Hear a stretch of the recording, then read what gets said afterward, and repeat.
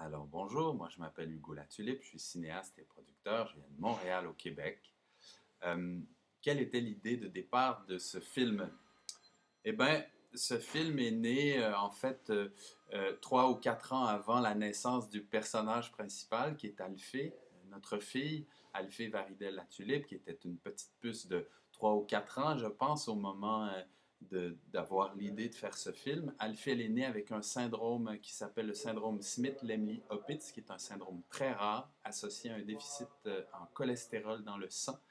Euh, mais je dis que l'idée du film est née 3 ou 4 ans après sa naissance parce que, bien évidemment, comme toutes les naissances aussi singulières que la sienne, il y a une sorte de drame qui entoure ces naissances-là. Puis pour une famille, ben, pendant plusieurs mois, si ce n'est plusieurs années, on apprend d'abord à vivre avec cette nouvelle-là, à vivre avec cette réalité-là.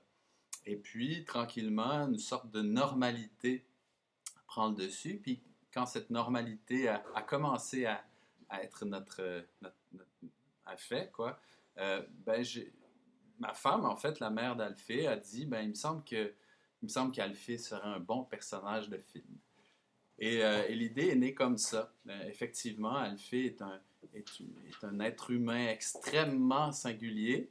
En dehors de sa maladie, de son syndrome, en dehors de tout ce qui est médical, elle a une façon d'habiter sur la Terre qui est propre à elle, qui est très singulière, qui est caractérisée grosso modo par une capacité de bonheur, une espèce d'aptitude à être heureuse, à être joyeuse, à commencer les journées en disant Yes, sir, another day. Et donc, moi, avec fascination, finalement, je l'ai suivi pendant le film. Le tournage, on dit dans le film que c'est sur une année. En fait, pour dire la réalité, puisqu'on est à vision du réel, le film s'est tourné sur presque 2 ans. Euh, et c'est elle qui l'a mis en scène, ce film-là. C'est elle qui, moi, je l'ai vu se déployer devant moi dans sa vie quotidienne. Je l'ai suivi dans sa vie quotidienne et dans sa manière singulière d'être au monde. Donc voilà, Alphée des étoiles, c'est ça. Quels ont été les défis éthiques et esthétiques affrontés? Alors, contrairement à mes autres films qui sont beaucoup des films politiques, moi je suis connu pour des films assez politiques chez nous. Ce film-là est une sorte de pur bonheur à tourner, très simple, parce que ben, c'était dans notre vie quotidienne. Je suivais Alphée, qui était ma fille. Quelque chose d'extrêmement pratique dans un projet de film comme ça. La caméra était dans une armoire, puis à tout moment, ben, je la sortais pour, pour documenter des moments de notre vie. J'ai tourné énormément, des heures et des heures. Mais évidemment, des questions se posaient sur la représentation que j'allais donner de notre fille et sur la représentation de notre petite famille aussi que j'allais donner. Euh, et on remarquera en voyant le film que c'est un film qui ne montre pas tellement les aspects sombres ou difficiles ou euh, les colères, les chicanes, comme on dit au Québec, dans la famille. Pour la bonne raison que quand c'est papa qui tourne, ben quand il y a de la chicane dans la famille, je ne sors pas la caméra, évidemment. On comprendra pourquoi. Mais en montage, il a toujours fallu que je sois sensible au fait qu'un jour, Alfie va être plus grande, plus vieille, puis elle va devoir aimer ce film-là, être à l'aise avec l'image d'elle-même. Et donc, j'ai été préoccupé par ça beaucoup durant le montage, qu'Alfie, j'avais cette idée d'Alfie adulte et qu'elle aime le film. Euh, et donc, ce film-là, c'est une lettre, on dit c'est une lettre d'un papa à sa fille. C'est aussi une sorte de conte initiatique, mais euh, mon éthique première était que le film devait lui ressembler euh, le plus possible. Et ça, je pense que c'est la première chose que sa maman a dit en voyant un montage, une étape de montage. Elle m'a dit, oui, je pense que le film lui ressemble, qu'il lui est fidèle. Donc ça, c'était mon code d'éthique premier. Et puis ensuite, ben, il fallait qu'Alphée et Colin, son grand frère, aiment le film aussi. J'étais très... ma première à moi, la plus stressante, et peut-être la plus stressante de ma vie de cinéaste, ça a été celle-là, le moment où les enfants allaient voir le film. Euh, Est-ce qu'ils allaient aimer, est-ce qu'ils allaient rigoler? Puis on l'a regardé avec des amis, on était plusieurs dans la salle, c'est une salle de 200 personnes avec la famille, des amis. Le film n'était pas fini, pas terminé complètement, mais Alfie a rigolé tout du long, elle interagissait avec l'écran, c'était très très drôle, c'est vraiment C'est un petit bijou de moment d'avoir un personnage comme ça, enfant, qui interagit avec sa propre représentation à l'écran. Par exemple, au début du tournage, elle ne savait pas compter jusqu'à 10. C'était un peu l'idée d'un des tournages, une des mises en scène. Et bien là, quand le film était prêt, c'était 2 ou 3 ans plus tard, donc elle savait compter jusqu'à 10, alors elle se répondait. Elle disait 5, 5. Alors c'est très drôle, c'est un moment très, très drôle. Euh, Pourquoi est-ce que je suis cinéaste? Ouh, c'est des questions, c'est presque des questions shakespeariennes. Why am I?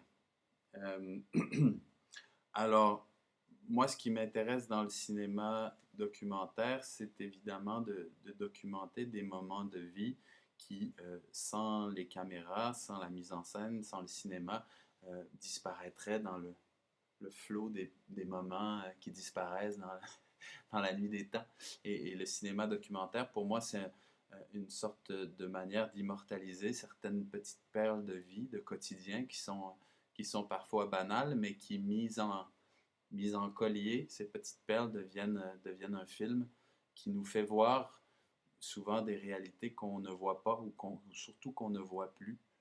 Euh, et, euh, et, et d'autre part, le cinéma documentaire est aussi une manière de montrer des réalités plus sociales ou plus politiques, des réalités de communauté ou d'humanité, je dirais, qui sont oubliées ou qui ne sont pas abordées dans leur complexité dans les grands médias.